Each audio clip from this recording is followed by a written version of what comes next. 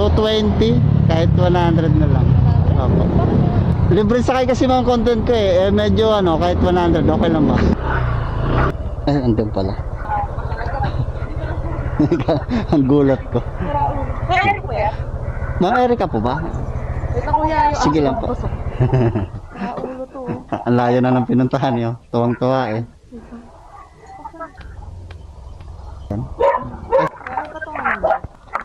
lagyan natin sa box, ma'am. Call center pala. Call center.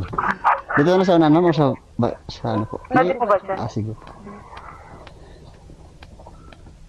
Wait na po Sige na po. Ay, sorry po. Okay na po. Apo. So balik tayo, ma'am, ha? Apo.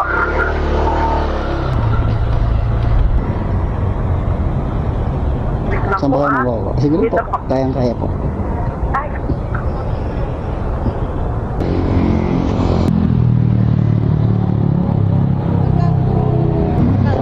$220, kahit 100 na lang.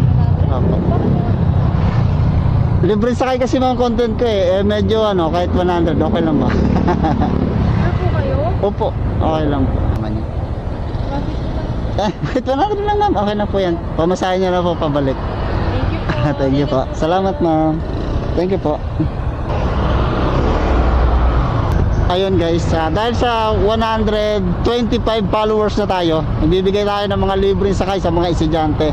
Estudyante si ma'am, yung pasahero natin, galing siya doon sa halos napakalayong lugar, Kapuntalban, Marikina.